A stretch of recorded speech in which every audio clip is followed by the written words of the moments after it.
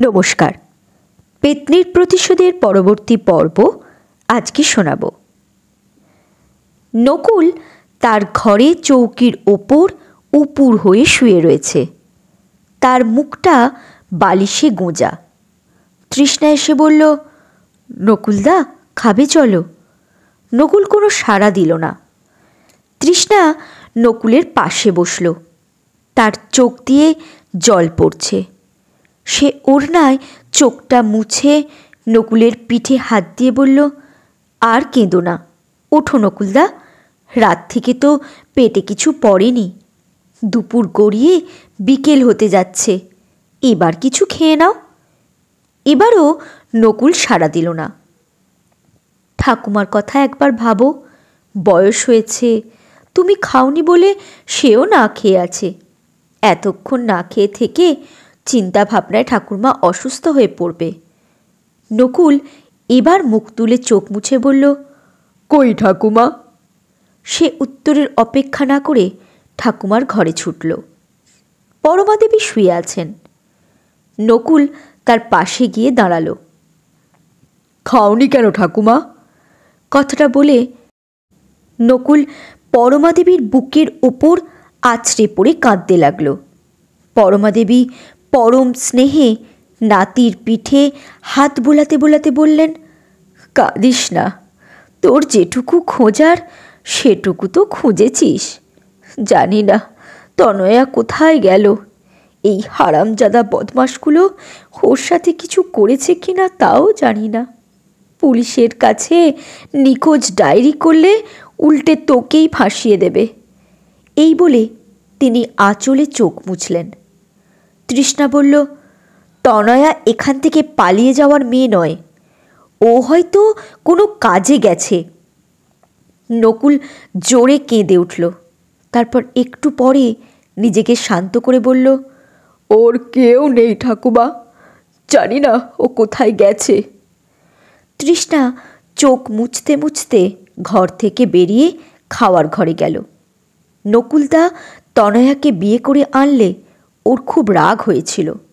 প্রথম প্রথম ওর তনয়াকে একটু হিংসাও হতো। এজন্য তার মনে আজকে অনুশোচনা হচ্ছে, নিজের ওপর রাগ হচ্ছে। তৃষ্ণা মেঝেতে আসন পাতল, তারপর থালায় ভাত বাড়ল। এবার সে পরমাদেবীর ঘরে গিয়ে নকুলকে বলল, ঠাকুমাকে নিয়ে খেতে এসো। নকুল পরমাদেবীর হাত ধরে নিয়ে খাওয়ার ঘরে এসে বসল। তৃষ্ণা তাদের পাতে মাছের ঝোল সবজি দিয়েছে। পরমাদেবী তৃষ্ণাকে বললেন, তুইও তো কিছু খাসনি, বস খেতে। তোমরা আগে খেয়ে নাও, তারপর খাবো। নকুল বলল, বস, একসাথেই খাই। তিনজনে খেতে বসেছে। কারোর খেতে ইচ্ছা করছে না। বাঁচতে গেলে খেতে হয়, তাই খাচ্ছে। বরুণ নিচের তলায় এসে খাওয়ার ঘরে ঢুকে নকুলকে খেতে দেখে রেগে গেল। তাদের তিন বাপ বেটার ধারণা নকুল তনয়াকে লুকিয়ে কোথাও রেখে এসেছে। তাদের যত রাগ এখন সব নকুলের ওপর। তনয়াকে নকুল কোথায় লুকিয়ে রেখেছে সে কথা সে বলেনি। সেজন্য রাতে নকুলকে বরুণ প্রচণ্ড মেরেছে। নকুলের পিঠে দাগ হয়ে গেছে, পিঠ ফুলে গেছে। বরুণ তনয়ার কোমল সুন্দর দেহটা ভোগ করতে পারেনি, আর হয়তো পারবেও না। সেই রাগে সে ফুঁসছে। তোর গেলা আমি বের করছি। বরুণ নকুলের উদ্দেশ্যে কথাটা ছুঁড়ে দিয়ে নকুলের ভাতের থালাটা পা দিয়ে উল্টে দিল। পরমাদেবী বললেন, কাজটা তুই মোটেও ভালো করলি না। এই বুড়ি থাম, আমার কাজে নাক গলাবি না। তনয়াকে ও কোথায় লুকিয়ে রেখেছে সেটা নিশ্চয়ই তুইও জানিস।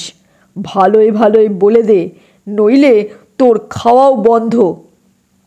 তৃষ্ণা তাড়াতাড়ি বলল, তনয়া কোথায় গেছে এ নিয়ে আমরাও ভীষণ চিন্তায় আছি ছোটবাবু।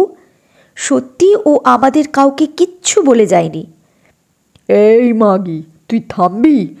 তোকে কিছু জিজ্ঞাসা করেছি? রাতের কথা ভুলে গিয়েছিস? বরুণের ফোনটা বেজে উঠল। সে ঘর থেকে বেরিয়ে গেল। তৃষ্ণার চোখ দিয়ে টপ টপ করে কয়েক ফোঁটা জল গড়িয়ে পড়ল।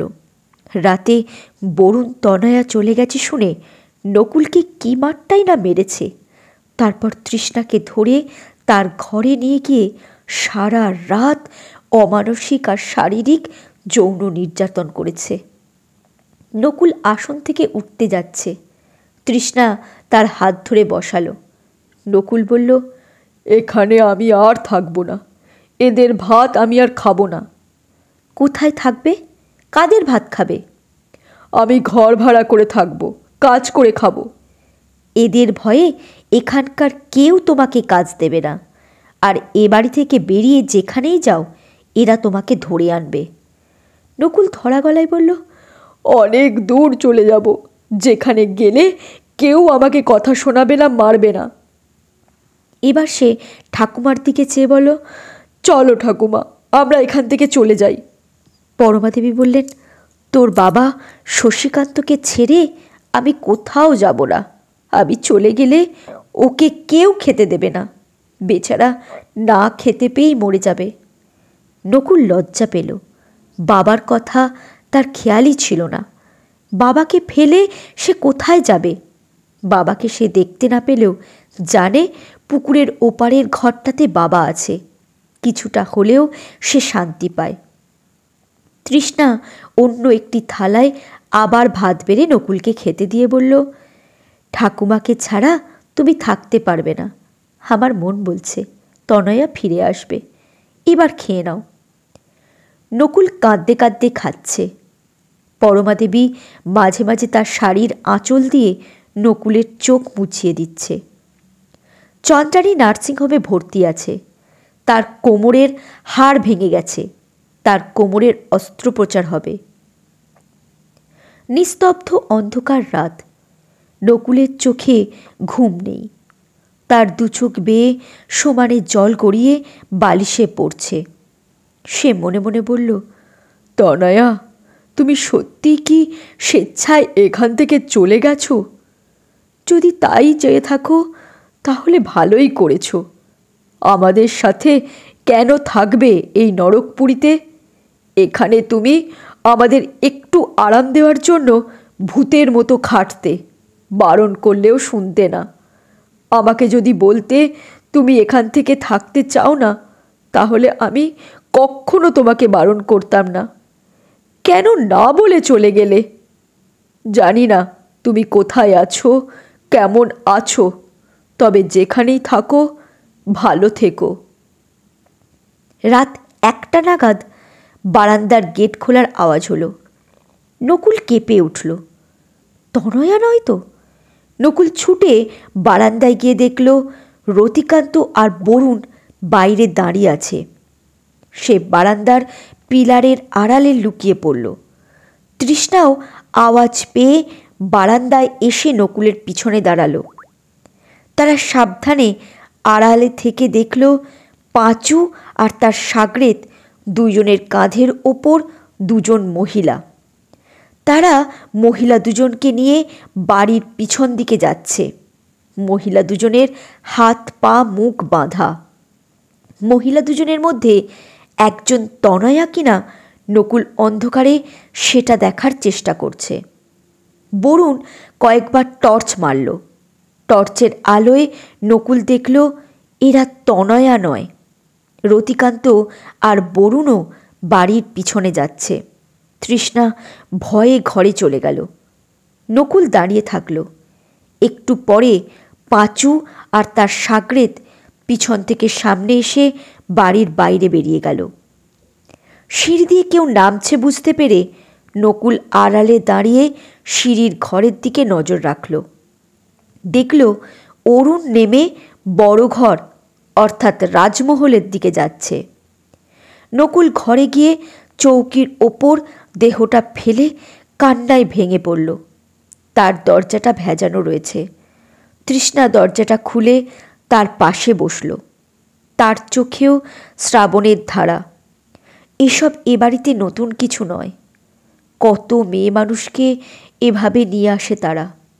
তারপর তাদের শরীরটাকে যতক্ষণ না আশ মেটে ততক্ষণ শিয়াল কুকুরের মতো ছিঁড়ে খায়। তারপর এদের আর খবর পাওয়া যায় না। তৃষ্ণা কি বলে নকুলদাকে সান্ত্বনা দেবে বুঝে পায় না। সে তার হাতটা নকুলের কাঁধে রাখল। নকুল কাঁদতে কাঁদতে বলল, তনয়ার সাথে এমন হয়নি তো? তৃষ্ণার বুকটা কেঁপে উঠল। সে বলল, ও কি বলছো নকুলদা? তনয়া বাহাদুর মেয়ে, ওর সাথে এসব কিছু এরা করলে আগেই করতে পারত। আর তুমি তো কাল রাতে লুকিয়ে রংমহলটা দেখে এসেছ। ভালো করে দেখতে পাইনি। আমার মন বলছে ও ফিরে আসবে, ও যেন সুরক্ষিত থাকে। জানি না আজ কাদের কপাল পুড়ল। সকালে নকুল বাজার করতে গিয়ে জানতে পারল, নার্সিংহোমে যে দুজন ফিজিওথেরাপিস্ট আছেন তাদের স্ত্রী দুজনকে খুঁজে পাওয়া যাচ্ছে না। এই দুজন ফিজিওথেরাপিস্টের কর্তামশাইকে ফিজিওথেরাপি দিতে এ বাড়িতে আসতে চায়নি। নকুল মনমরা হয়ে বাড়ির দিকে আসছে। তার দুহাতে দুটো ভরা বাজারের ব্যাগ। সে বুঝতে পারল ফিজিওথেরাপিস্টের দুইজন স্ত্রীরা কাল রাতে বরুণদের শিকার হয়েছে। তনয়াও এইভাবে কি এদের শিকার হয়েছে? এ কথা ভেবে নকুলের বুকটা ফেটে যাচ্ছে। চোখের জল অবিরাম ধারায় বর্ষিত হচ্ছে। গায়ে বল পাচ্ছে না, তার পা চলছে না। সে টলতে টলতে বাড়িতে ঢুকল। তনয়া চোখ খুলে আবছা আলোয় দেখল সে গর্তে পড়ে আছে। মাথা আর বুকের নিচে সামান্য জল, পা দুটো জলের তলায়। মাথার ঠিক পাশেই বড় পাথরের চাঙড়। সুড়ঙ্গের উপরটায় কয়েকটা বাদুড় ডানা ঝাপটে উড়ে বেড়াচ্ছে। কতক্ষণ সে এখানে এভাবে পড়ে আছে সে জানে না। তার সারা শরীরটায় ব্যথা, শরীরের পিছন দিকটা জ্বালা করছে। সে হাত দিয়ে দেখল পিঠ থেকে পাছা অবধি লম্বালম্বিভাবে গভীর ক্ষত রয়েছে। গর্তের জল তার শরীরের রক্তে লাল হয়ে আছে। সে মাথাটা ওঠাতে গেল। মাথাটা ভারী মনে হলো। সে মাথার তলায় হাত দিল। মাথার পিছনের দিকটা ফেটে গেছে, সেখানটা ফুলে ঢাক হয়েছে। সে ধীরে ধীরে উঠে বসল। সব কিছু আবছা দেখছে। খিদে তেষ্টায় সে কাতর হয়ে পড়েছে। গর্তের এই জল খাওয়া ঠিক হবে কি না সে চিন্তা করল। তেষ্টায় তার প্রাণ যাওয়ার উপক্রম হয়েছে। যদি আর কোথাও সে জল না পায়, তাই সে দু হাতে তালু দিয়ে জল তুলে মুখে দিল। তার মুখের ভেতরটা জ্বলে গেল। সে সঙ্গে সঙ্গে জলটা মুখ থেকে ফেলে দিল। জলটা প্রচণ্ড নোনতা। একটু পরে সে উঠে দাঁড়ালো। শরীরটা আর চলছে না। সে এখান থেকে বেরোনোর পথ খুঁজতে লাগলো। গর্তের এক পাশ দিয়ে একদম সোজা নিচের দিকে সুড়ঙ্গটা চলে গেছে। কত দূর গেছে দেখা যাচ্ছে না। নিচটা অন্ধকার। কিভাবে সে এই সুড়ঙ্গ পথ পেরোবে সেটা সে দেখতে লাগলো। সুড়ঙ্গটার কাছে এসে সে নিচু হয়ে দেখল সুড়ঙ্গের দেওয়াল বেয়ে নিচের দিকে ধাপ নেমে গেছে। যে কটা ধাপ তার নজরে আসলো তাতে সে বুঝতে পারল ধাপগুলো এবড়ো খেবড়ো আর খুব ছোট। একটা ধাপে তার একটা পাই বসবে, পাশে ধরার কিছু নেই। সে ভাবল এই দুর্বল শরীর নিয়ে কিভাবে নামব। পর মুহূর্তে তার মনে হলো ভয় পেলে চলবে না, যে কোনো উপায়ে তাকে লক্ষ্যে পৌঁছতে হবেই। এখানে থাকলে সে খিদে তেষ্টায় এমনিতেই মরে যাবে। নিচে নেমে দেখবে কোথাও খাওয়ার জল আছে কি না। সুড়ঙ্গের দেওয়ালটাও উঁচু নিচু। সে দেওয়াল ধরে উপরের প্রথম ধাপে পা রাখল। ধাপটা কেমন নড়ে উঠল। তার বুকটা কেঁপে উঠল। ভেঙে পড়বে না তো? অসমান ধাপে পা রাখার ফলে তার পায়ের তলায় ক্ষতগুলোতে প্রচণ্ড লাগছে। চোখ দিয়ে জল বেরিয়ে আসলো। এবার সে পরের ধাপে আরেকটা পা সাবধানে ফেলল। এটা বেশ জোরে নড়ে উঠল। সে ভাবল এবার হয়তো ধাপ ভেঙে নিচে পড়লাম, কিন্তু না, ধাপটা ভাঙল না। সাবধানে সে দেওয়াল ধরে ধরে পা ফেলে ফেলে নিচে নামছে। এক সময় তার মনে হচ্ছে এবার মাথা ঘুরে পড়ে যাব, আমার দ্বারা আর মা কালীর সাধনা হবে না। তনয়ার শরীরের জখমগুলোতে যন্ত্রণা করছে, তার উপর খিদের তৃষ্ণায় সে বড্ড কাহিল হয়ে পড়েছে। ভালো করে কিছু দেখাও যাচ্ছে না, পায়ের তলা দিয়ে রক্তের ফোঁটা পড়ছে। তনয়া মনে সাহস আনল, সে কোন দিকে যাবে সেটা ভাববে না, অন্য মনস্ক হলেই সে নিচে পড়ে যাবে। সে এবার ধীরে সুস্থে দেওয়াল ধরে ধরে নিচে নামছে। ধাপগুলো এখন আর কাঁপছে না, মাঝে মাঝে মাথাটা ঘুরে উঠছে। সে তখন সুড়ঙ্গের দেওয়ালে মাথা ঠেকাচ্ছে। এভাবে সে কষ্টকে পাত্তা না দিয়ে দাঁতে দাঁত চেপে নিচে নামছে। ধাপ আর শেষ হচ্ছে না, সে কোন পাতালে পৌঁছচ্ছে কে জানে। অনেকটা যাওয়ার পর সে নিচটা দেখতে পাচ্ছে। সে ধীরে ধীরে ধাপগুলো পেরিয়ে নিচে নামল। তনয়া এখানেও সব কিছু আবছা দেখছে। সে সামনে জল দেখতে পেল, জলের কাছে গিয়ে হাতে করে জল তুলল। কনকনে ঠান্ডা জল। সে জলটা মুখে দিয়ে দেখল এ জলও নোনতা। সে এখন কি খাবে? সে জল না পেয়ে আর থাকতেও পারছে না। সে দু হাতের তালুতে করে জল তুলে এক ঢোক খেল, সাথে সাথে ওক টানতে লাগলো। জলটুকুর ভেতর থেকে উঠে এলো, তার গলার যত দূর অবধি জল গেছে তত দূর জ্বলছে। একটু পরে জ্বালা একটু কমল। সুড়ঙ্গটা এখানে বেশ বড়, সেটি সামনের দিকে চলে গেছে। তনয়াকে এবার এই জল পেরিয়ে এগিয়ে যেতে হবে। এখানে কতটা জল আছে সে বুঝতে পারছে না। সে মা কালীকে প্রণাম করে জলে নেমে পড়ল। জল ডিঙিয়ে সে সামনে এগোচ্ছে। নোনতা জল তার শরীরের ক্ষততে লেগে ক্ষতের জায়গাগুলো আরও বেশি করে জ্বলছে। জলের নিচেও উঁচু নিচু পাথর, তার চলতে বেশ কষ্ট হচ্ছে। কিছুটা যাওয়ার পর তার মনে হলো পাশ থেকে তার দিকে কিছু একটা এগিয়ে আসছে। সে মনে সাহস আনল। সে কোনো দিকে না তাকিয়ে জোরে হেঁটে যেতে লাগলো। হঠাৎ সে পড়ে গেল, কারণ সামনে পায়ের তলায় আর মাটি নেই, গভীর জল। সে সাঁতার কেটে এগোতে লাগলো। দূরে কি একটা ভেসে উঠল। তনয়া তাকালো, মনে হলো কুমির। সে ভয়ে কেঁপে উঠল। এই সময় তার ভয় পেলে তো চলবে না। সে মাথা ঠান্ডা রেখে সাঁতার কেটে এগিয়ে যাচ্ছে। কুমিরটা তার পিছু নিল। সে যত সামনের দিকে এগোচ্ছে তত জলটা অন্ধকারের মধ্যে ঢুকে যাচ্ছে। আগে আবছা দেখা যাচ্ছিল, এখন ঘুটঘুটে অন্ধকার। সে অন্ধকারে জোরে সাঁতার কেটেই যাচ্ছে। এক সময় সে সুড়ঙ্গের দেওয়ালে ঘা খেল। সে সরে গিয়ে আবার সাঁতার কেটে সামনে এগোচ্ছে। তার হাত দুটো আড়ষ্ট হয়ে যাচ্ছে। মাঝে মাঝে নোনতা জল মুখের ভেতর ঢুকে যাচ্ছে। তার মুখের ওপরটা ভেতরটা সব দিকটা জ্বলছে, বমি পাচ্ছে, কিন্তু সেদিকে সে নজর দিল না। সে কুমিরটা দেখলো পিছন পিছন আসছে কিনা, বোঝার সময়ও তার নেই। আরও কিছুটা যাওয়ার পর সে আর সাঁতার কাটতে পারছে না, তার খুব কষ্ট হচ্ছে। সে এবার ধীরে ধীরে সাঁতার কেটে এগোচ্ছে। হঠাৎ তার পায়ের উরুর কাছে কিছু একটা কামড়ে ধরে তাকে পিছন দিকে টেনে নিয়ে যাওয়ার চেষ্টা করছে। তনয়া বুঝতে পারল কুমিরটি তাকে কামড়ে ধরে টেনে নিয়ে যাওয়ার চেষ্টা করছে। তনয়াও তার সাথে সমানে লড়াই করছে। অন্ধকারে আন্দাজ বুঝে সে কুমিরকে মারছে। একসময় কুমির তাকে ছেড়ে দিল। তনয়া জোরে সাঁতার কেটে সামনের দিকে এগিয়ে যাচ্ছে। তার মনের মধ্যে একটা ভয় কাজ করছে, কুমিরটা আবার যদি ফিরে আসে। একটুখানি গেলে সে পায়ের তলায় মাটি পেল। এবার সে জলের ভেতর দিয়ে হেঁটে যাচ্ছে। জলের নিচে থাকা উঁচু নিচু পাথরে তার পায়ের তলায় খোঁচা লাগছে।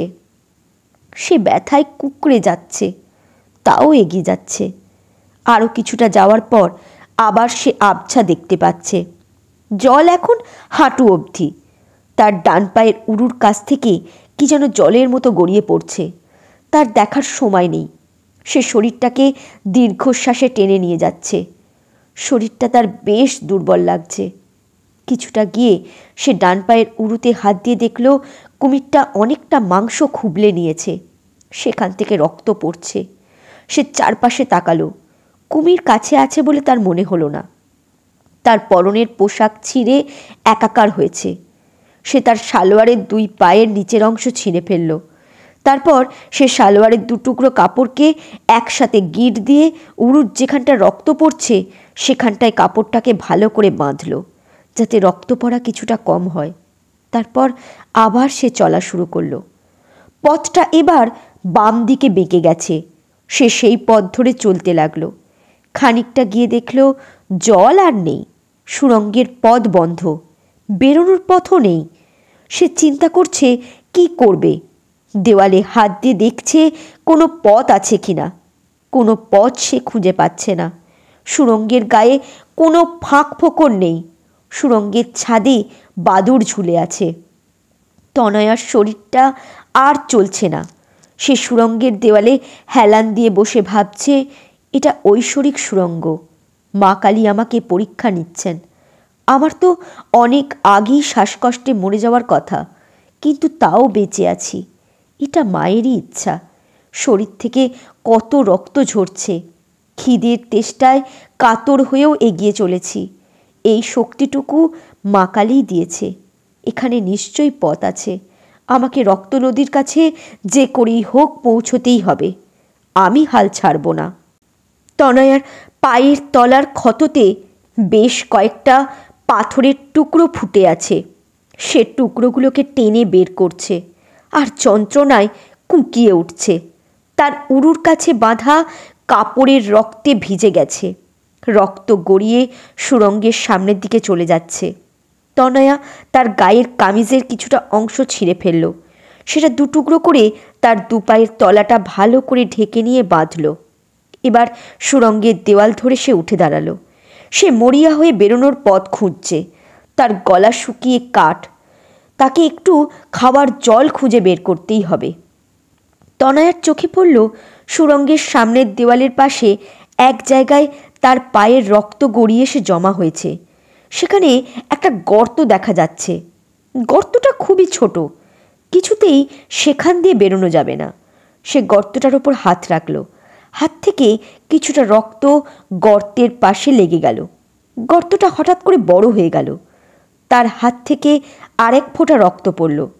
গর্তটা আরেকটু বড় হলো। কি হচ্ছে সে বুঝতে পারছে না। এবার সে তার ডান পাটা রাখল গর্তের পাশে। ডান পায়ের উরুর কাছে বাঁধা কাপড়টার থেকে রক্ত পড়ছে আর গর্তটাও বড় হচ্ছে। এভাবে গর্তটা বেশ কিছুটা বড় হলো। এখন সে এর ভেতর দিয়ে সহজে ঢুকতে পারবে। সে যেখানে বসেছিল সেখানে বা অন্য জায়গাতেও রক্ত পড়েছে, কিন্তু সেসব জায়গায় তো গর্ত হয়নি। তার মানে সুড়ঙ্গের এই জায়গাটাই একমাত্র রক্ত পড়লে তবেই সুড়ঙ্গের সামনের দিকে যাওয়ার পথ বেরোবে। তনয়া আশ্চর্য হলো। এই সুড়ঙ্গে বাইরের আলো বাতাস আসার মতন কোনো ফাঁক ফোকর তার নজরে আসছে না। তাও কোথাও আবছা দেখা যাচ্ছে, কোথাও ঘুটঘুটে অন্ধকার, কোথাও শ্বাসকষ্ট হচ্ছে, আবার কোথাও হচ্ছে না। এই জায়গাটায় আবার তার শরীরে রক্ত পড়ে সুড়ঙ্গের সামনের দিকে যাওয়ার পথ তৈরি হলো। গর্তের ভেতরটা অন্ধকার। তনয়া কিভাবে নামবে বুঝতে পারছে না। সে গর্তের চারপাশটায় হাত দিয়ে দেখতে লাগলো নামার জন্য কোনো ধাপ আছে কিনা। হাতে কিছু বাঁধল না। চারপাশটা সমান। কতটা গভীর আছে সুড়ঙ্গের এই জায়গাটা সে বুঝতে পারছে না। সে এই পথটার মধ্যে নামবে বলে ঠিক করলো। যা থাকে কপালে, এছাড়া তো অন্য কোনো পথও নেই তার। সে দুটো হাত দিয়ে ওপরটা ধরে পা দুটো নিচের দিকে নামালো। এবার মা কালীর নাম নিয়ে হাতটা ছেড়ে দিল। সে সামান্য একটুখানি নিচে গিয়ে একটা সমান জায়গার ওপর পড়ল। অন্ধকারে সুড়ঙ্গের চারপাশের দেওয়ালে হাত দিয়ে সে পথ খুঁজছে। সুড়ঙ্গের দেওয়ালের একটা জায়গায় হাত পড়তেই সেখানে দরজার পাল্লা হয়ে খুলে গেল। তনয়া এবার আবছা দেখতে পাচ্ছে। সে সেখান থেকে বেরোনোর জন্য পা ফেলতে গেল। তার মনে হলো নিচে কিছু বিছানো আছে। সে নিচে দেখল কাঁচের টুকরো। মনে হচ্ছে কেউ যেন নিচটাতে ভাঙা কাঁচের টুকরো বিছিয়ে রেখেছে। সে নিজের পায়ের দিকে তাকালো। পায়ের ক্ষত জায়গাগুলোতেও যন্ত্রণা করছে, রক্তও ঝরে পড়ছে। তনয়া একটা পা ফেলল। কাপড় ভেদ করে কাঁচের টুকরোগুলো তার পায়ে ফুটে গেল। তার চোখ দিয়ে জল বেরিয়ে এলো। এবার সে আরেক পা ফেলল। তার মাথাটা কেমন ঘুরে উঠল। যন্ত্রণায় সে চোখ বন্ধ করে দাঁতে দাঁত চেপে ঊর্ধ্বশ্বাসে সোজা জোরে হেঁটে চলল। কিছুটা যাওয়ার পর দেখল পথে আর কাঁচ নেই। সে বসে পড়ল। কাপড়ের ওপর দিয়ে যেসব কাঁচ তার পায়ে বিঁধেছে সেগুলো সে টেনে বের করছে আর যন্ত্রণায় কাঁপছে। পায়ের তলাটা দিয়ে রক্ত গড়িয়ে পড়ছে। তনয়া একটু পরে উঠল। বসে থাকার সময় নেই তার। সে সামনের দিকে চলতে লাগলো। রক্ত তার পায়ের ছাপ এঁকে যাচ্ছে। সে একটু জল খুঁজছে। কিছুটা যাওয়ার পর সে দেখল অনেকটা জায়গা। এখানে একটা সুন্দর মায়াবী আলো আঁধারি পরিবেশ বিরাজ করছে। সে ভাবল, সুড়ঙ্গে থেকে কি বেরিয়ে পড়লাম আমি? সে ওপরের দিকে তাকিয়ে দেখল সুড়ঙ্গের ছাদ আছে। সে বুঝতে পারল সুড়ঙ্গের ভেতরেই সে আছে। সামনে গিয়ে একটা জলাশয় দেখতে পেল। জলাশয়ের চারপাশে সুন্দর সুন্দর ফুল ফুটে রয়েছে। এ ফুলগুলো সে আগে কখনো দেখেনি। ফুলগুলোর মিষ্টি সুগন্ধে চারপাশ মুখরিত। তনয়া জল খাওয়ার জন্য জলাশয়ের পাশে গিয়ে বসল। জল চুম্বকের মতো তনয়ার হাত দুটো নিজের দিকে টানছে। তনয়া তাড়াতাড়ি পিছন দিকে সরে এলো। সে বুঝতে পারল এটা মায়াবী জলাশয়। ফুল গাছ থেকে একটি ফুল ঝরে পড়ল। ফুলটি উড়ে এসে তার সামনে পড়ল। ফুলটি অপূর্ব সুন্দর। তার সুগন্ধ মন মাতিয়ে তুলছে। তনয়ার দৃষ্টি ফুলটি থেকে সরছেই না। তার ইচ্ছে করছে ফুলটি কুড়িয়ে নিতে, কিন্তু ফুলটিতে হাত দিলে যদি কোনো বিপদ হয়, সেই ভয়ে তনয়া ফুলটিকে ছুঁল না। খিদে, তেষ্টায় আর শরীরের প্রচুর রক্তক্ষরণের ফলে তনয়া কাহিল হয়ে পড়েছে। সে সামনের দিকে হাঁটতে লাগলো। এবার সে একটি গাছে থোকা থোকা আঙুরের মতো ফল দেখতে লাগলো। ফলগুলো তার হাতের নাগালে। খিদের জ্বালায় সে গাছটির গোড়ায় গিয়ে ফলগুলো পাড়ার জন্য হাত লম্বা করল। ফলগুলো ওপরে উঠল। সে হাত আরেকটু উঁচু করল। ফলগুলো আরও ওপরে উঠল। এভাবে ফলগুলো তার হাতের নাগালের বাইরে চলে গেল। তনয়া তার পাশে আরেকটি ফল গাছ দেখতে পেল। গাছটিতে লাল রঙের তালের মতো বড় বড় ফল ঝুলছে। সে গাছটির কাছে গিয়ে একটি ফল পাড়তে গেল। তার পাশে থাকা আরেকটি ফলের ওপর তার চোখ পড়ল। ফলটির ওপর একটি ছোট্ট বাদুর মরে পড়ে আছে। তার মুখে ফলটির রস লাগানো আছে। তনয়া লক্ষ্য করল ফলটির ওপর বাদুড়ের দাঁতও বসানো রয়েছে। তনয়ার মনে হলো এই ফলে বিষ থাকতে পারে। তাই সে আর ফলটি পারল না। সুড়ঙ্গের এই জায়গাটা মায়াবী। তার ভাগ্যে বোধ হয় জল আর খাবার কিছুই নেই। তনয়া ভেঙে না পড়ে মনে শক্তি এনে তার লক্ষ্যের দিকে এগিয়ে চলেছে। সমান পথের পরে একটি ছোট পাথর রয়েছে। সেটা সে খেয়ালই করেনি। তাতে পা বেঁধে সে হোঁচট খেয়ে পড়ল। তার হাঁটু দুটোতে প্রচণ্ড লাগলো। হাঁটু দুটো কেটে সেখান দিয়ে গল গল করে রক্ত পড়তে লাগলো। সে যন্ত্রণায় চোখ বন্ধ করল। একটু পরে সে চোখ খুলে দেখল দুটো বাদুড় তাই দুই হাঁটুর রক্ত চুষে খাচ্ছে। সে বাদুড় দুটিকে হাত দিয়ে সরিয়ে দেওয়ার আগেই রক্তচুষা বাদুড় দুটি উড়ে পালালো। তনয়া দুটো হাত দিয়ে চেপে ধরে রয়েছে। একটু পরে কয়েকটা রক্তচুষা বাদুড় উড়ে এসে তনয়ার চারপাশে একবার ঘুরল। তারপর তার গলায় পিঠে তাদের ধারালো দাঁত ঢুকিয়ে দিয়ে রক্ত চুষে খাচ্ছে। তনয়া তাদের হাত দিয়ে সরিয়ে দেওয়ার চেষ্টা করছে, তারা সরছেই না, আঠার মতো লেগে আছে। তনয়া এবার তার একটি পায়ের তলা থেকে কাপড় খুলে ফেলল। কাপড়টা রক্তে ভেজা। সে কাপড়টা দিয়ে নিজের পিঠে চড়াত চড়াত করে মারতে লাগলো। তার পিঠে ব্যথা লাগছে, অথচ বাদুড়গুলো সরছে না।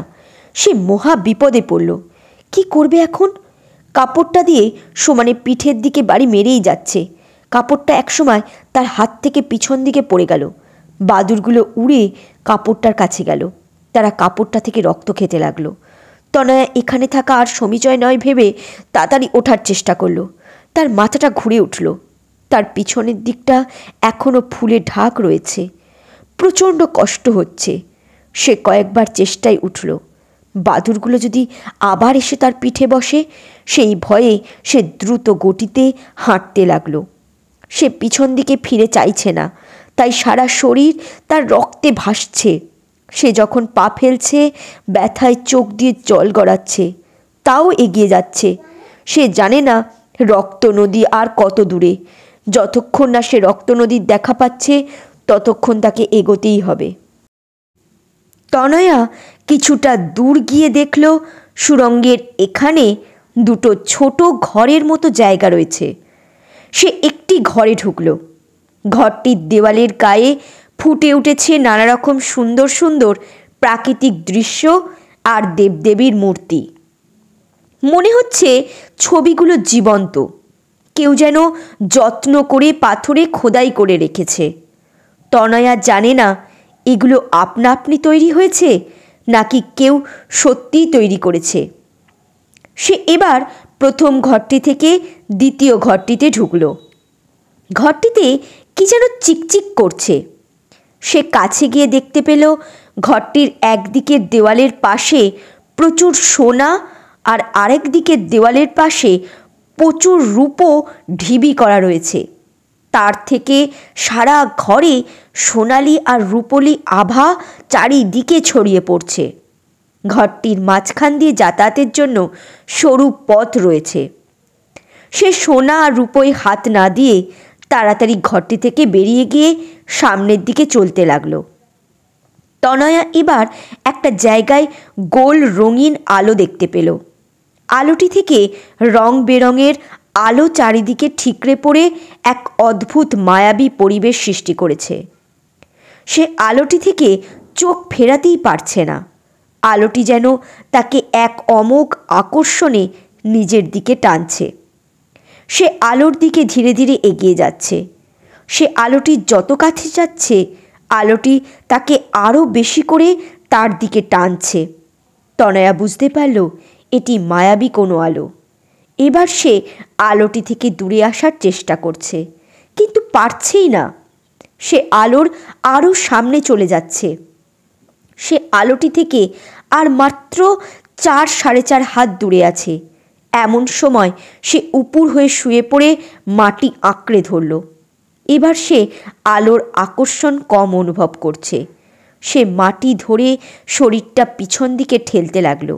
বেশ কিছুটা যাওয়ার পর সে বুঝতে পারল আলোটি তার দিকে আর ওকে টানছে না। তনয়া উঠে দাঁড়ালো। তারপর তাড়াতাড়ি ওখান থেকে সরে গিয়ে তার গন্তব্যের দিকে যেতে লাগলো। তনয়া এবার গরম অনুভব করছে। সে যত এগোচ্ছে তত তার গরম লাগছে। গরমে তার শরীর দিয়ে ঘাম বেরোচ্ছে। সে চলতেই পারছে না। তার মনে হচ্ছে তার গায়ে যেন আগুন লেগে গেছে। একটা পায়ের তলায় কাপড় বাঁধা নেই। সেই পায়ের তলাতে ক্ষত জায়গাগুলোতে নিচের পাথুরে মাটি থেকে তাপ লেগে পায়ের তলাটা ঝলসে যাচ্ছে। অন্য পায়ের তলাতেও কাপড় ভেদ করে তাপ লাগছে। একসময় সে আর পা ফেলতে পারছে না। সে বসে পড়ল। তার পিছনটা নিচের তাপে জ্বলে উঠল। সে সাথে সাথেই উঠে পড়ল। তনয়া ভাবছে, আমি কি পিছনের দিকে যাব?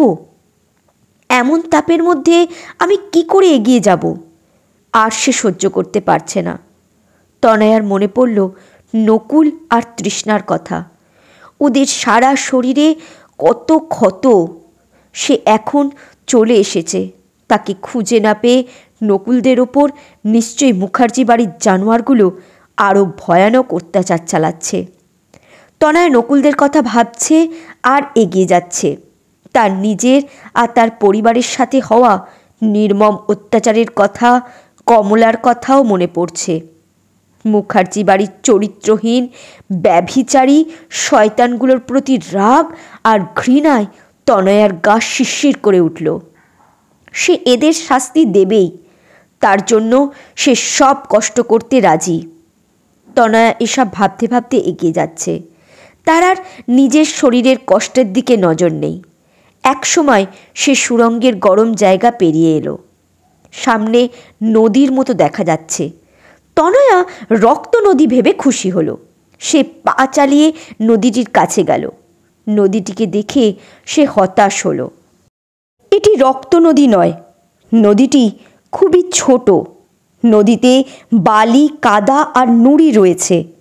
নদীটির মাঝে সামান্য জল আছে। সে জল খাওয়ার জন্য নদীটিতে নেমে জলের কাছে এগিয়ে যাচ্ছে। 2-3 পা ফেলার পর সে আস্তে আস্তে বালির নিচের দিকে ডুবে যাচ্ছে। সে মরিয়া হয়ে নদী থেকে ওঠার চেষ্টা করছে, কিন্তু পারছে না। একটু একটু করে সে নিচের দিকে যাচ্ছে। হাঁটু অবধি তার বালিতে ডুবে গেছে। সে বুঝতে পারল চোরা বালিতে পড়েছে। সে নদীর পাড়ে ওঠার চেষ্টা করতে লাগলো। এবার তার কোমর অবধি ডুবে গেল। সে একটা ছোট্ট পাথরকে আঁকড়ে ধরল। সে পাথর ধরে ওঠার চেষ্টা করছে। পাথরটি নড়বড় করছে। বেশি চাপ দিলে সেটিও চোরাবালিতে ডুবে যাবে, তাই সে আস্তে করে সেটি ধরে রেখেছে। তনয়া জানে চোরাবালিতে যত সে নড়াচড়া করবে তত ডুবে যাবে, তাই সে মাথা ঠান্ডা রেখে চুপচাপ পাথরটি ধরে দাঁড়িয়ে আছে। একজন লম্বা চওড়া সুদর্শন সৌম্যকান্তি বুদ্ধিদীপ্ত চেহারার যুবক এসে নদীর পাড়ে দাঁড়ালো। তার পরনে রাজকীয় পোশাক। সুড়ঙ্গের এতটা পথ তনয়া নানা প্রতিকূলতার মধ্য দিয়ে এসেছে, কোনো মানুষের দেখা পায়নি। তাই এখন এই সুন্দর যুবকটিকে দেখে সে ঘাবড়ে গেল। না জানি এ আবার তার সাথে কী আচরণ করবে। পরক্ষণেই ভাবল, যা করে করুক, আমি এর সাথেও লড়ব। তনয়ার নজর এবার তার পরনের ছেঁড়া ফাটা পোশাকের দিকে গেল। সে এক হাত দিয়ে তার ছেঁড়া পোশাক টেনে বুক ঢাকার চেষ্টা করছে। যুবকটি তার দিকে তাকিয়ে মিষ্টি হাসছে।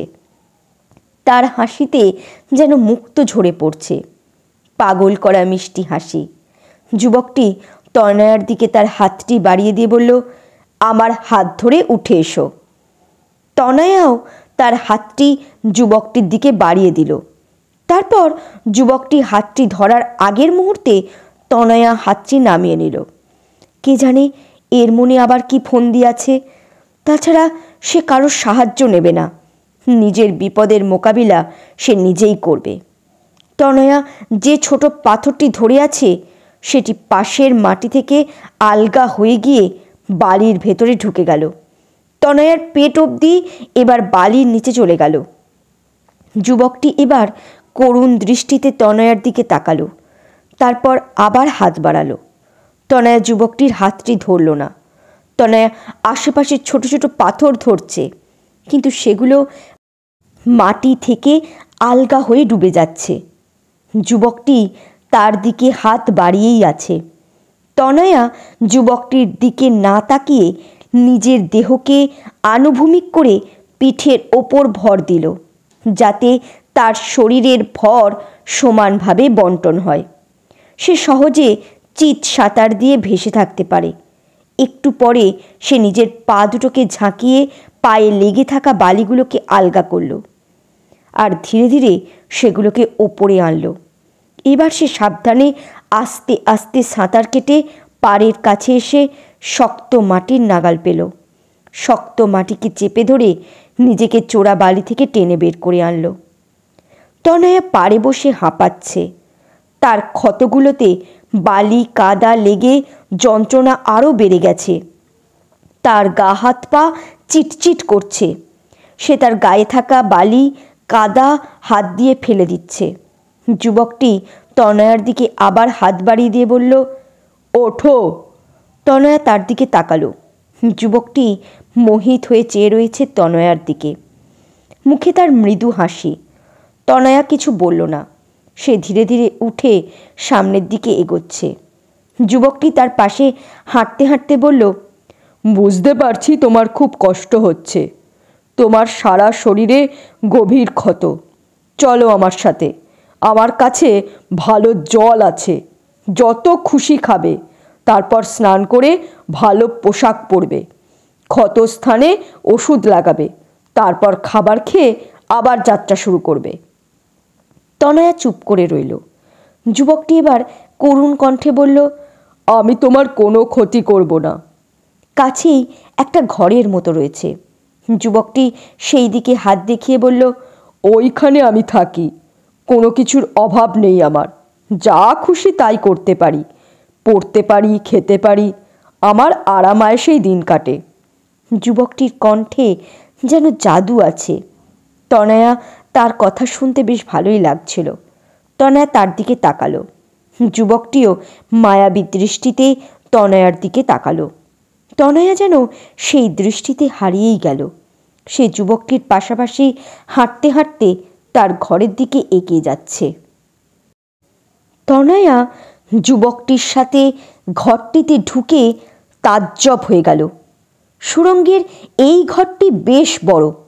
ঘরটিতে নানা রকমের বাহারি পোশাক, গয়না, নানা রকম দামি জিনিসপত্র আর সুন্দর সুন্দর খাবার রয়েছে। খাবারগুলো দিয়ে সুন্দর সুগন্ধ বেরোচ্ছে। পাশে জলের বোতল রয়েছে। যুবকটি তনয়ার দিকে একটি জলের বোতল এগিয়ে দিয়ে বলল, জল খাও, এ জল নোনতা নয়। পিপাসায় তনয়ার গলা শুকিয়ে কাঠ হয়ে গেছে। সে যুবকটির হাত থেকে বোতলটি নিয়ে তাড়াতাড়ি তার মুখ খুলল। তারপর বোতলটি থেকে জল খেতে গিয়েও থমকে গেল। তার হঠাৎ মনে হলো, এ আমি কি করতে যাচ্ছি? এর দেওয়া জল কেন আমি খেতে যাচ্ছি?